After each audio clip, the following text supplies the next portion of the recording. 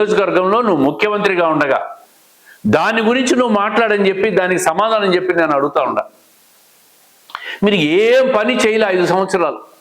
అరాచకం సృష్టించినావు, ప్రజల్లో భయాందోళన కలిగించినావు, శాంతి భద్రతలు నాశనం చేసినావు, రాష్ట్రాన్ని ఆర్థికంగా అధోగతి పాలు చేసినావు, పూర్తిగా విచ్ఛిన్నం చేసిన ఒక భారతదేశంలో నెంబర్ 1 స్థాయిలో ఉన్న ఆంధ్రప్రదేశ్ ఈరోజు అట్టడుకు స్థాయి పోయినాక దాన్ని మళ్ళా రిపేర్ చేసే బాధ్యత చంద్రబాబు నాయుడు గారు తీసుకుంటే, ఆ అట్టడుకు స్థాయికి తీసుకుపోయిన మనిషి ఎవరైనా ఉంటే అది జగన్మోహన్ రెడ్డి గారు. ప్రజలు ఆయనకు 5 సంవత్సరాలు అధికారం ఇస్తే 1 ఛాన్స్ అని రాష్ట్రాన్ని నాశనం చేసి ఈరోజు మళ్ళీ పులివెందల కడప జిల్లాకు వచ్చి ప్రజలకు నువ్వు కడప జిల్లాలో చేసిన శంకుస్థాపనలు కానీ, కడప జిల్లాలో 5 సంవత్సరాలు ముఖ్యమంత్రిగా ఉన్నప్పుడు నువ్వు ప్రామిసులు చేసినట్టు ఒక్కటన్నా నెరవేర్చినావా అని చెప్పి నేను అడుగుతా ఉంటాను.